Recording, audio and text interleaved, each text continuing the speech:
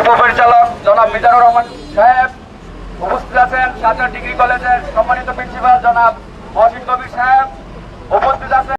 আয়োজিত কোচ উপজেলা শাখার উপস্থিত আজকের অনুষ্ঠানের সকল স্তরের কর্মকর্তা কর্মচারী, সুযোগ করে দেওয়ার জন্য সাংবাদিক জিসান আহমেদ নান্নু, জিয়া ভাই, কামরুল ভাই সহ যারা আছেন সবাইকে ধন্যবাদ জানাচ্ছি।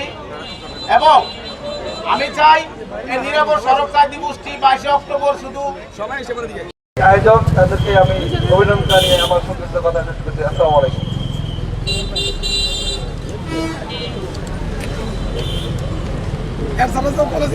বক্তব্য রাখার জন্য এখানে মরহুম আমাদের যে জাহানারা কাঞ্চন, ইলাস কাঞ্চনের ওয়াইফ যখন এই সড়ক দুর্ঘটনা মারা যায় তখন এটার গোড়াপত্তন শুরু হয়। আসলে এটা ছিল একটা প্রতীকী হিসাব। এই আমাদের বিলীন হচ্ছে এই আমাদের যথাযথভাবে সড়ক দুর্ঘটনা। তো আমরা চাই যে এটা মহৎ উদ্যোগ যারা মজুমদার, কামুজন সহ যারা এই সাথে সংশ্লিষ্ট আছেন সকল সড়ক জাতীয় নিরাপদ দিবস উপলক্ষে সম্মানিত সভাপতি আমাদের কর্মকর্তা আছেন, কর্মকর্তা আছেন, যারা শিক্ষা অফিসারের প্রতিনিধি আছেন, সামাজিক ভাইয়েরা প্রত্যেকে যারাই ধন্যবাদ অভিনন্দন। তারা যে সার্বজনীন একটা ইস্যু এখানে দল নির্বিশেষে প্রত্যেকে আমরা চাই, কারণ প্রত্যেকটা মানুষের জীবন অনেক মূল্যবান। নিরাপদ সড়ক করতে গেলে প্রধান দায়িত্বটা আসে সড়ক নিরাপদের জন্য। আসলে প্রতিদিনই আমাদের সড়কের দুর্ঘটনায় অনেক প্রাণহানি হচ্ছে, অনেক অকাতরে জীবন চলে যাচ্ছে। আমরা যাতে সতর্কভাবে গাড়ি চালাই, নিজের জীবনের দিকে লক্ষ্য রাখি, এই আশা ব্যক্ত রেখে আমি আমার বক্তব্য এখানে শেষ করছি। আসসালামু আলাইকুম ওয়া রাহমাতুল্লাহ।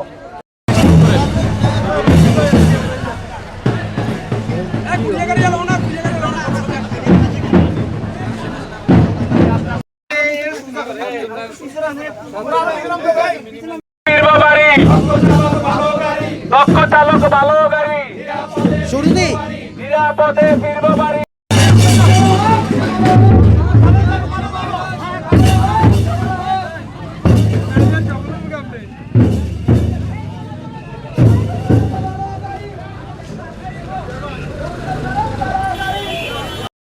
আমরা নিরাপদ সড়ক চাই কোচা উপজেলা শাখা 2018 সাল থেকে কার্যক্রম পরিচালনা করে আসছি। বিগত কমিটিগুলোতে থেকেও আমরা উপজেলায় এই প্রোগ্রামগুলো আমরা পালন করেছি। এখন এবারও আমাদের এই জাতীয় দিবস হিসাবে আমাদের সম্মানিত প্রধান অতিথি মাদকদ্রব্য অধিদপ্তর চাঁদপুর উপপরিচালক জনাব মিজানুর রহমান স্যার, মাধ্যমিক শিক্ষা সচেতনভাবে রাস্তায় চলাচল করতে পারি এবং যারা গাড়ির চালক তারা যাতে সচেতনভাবে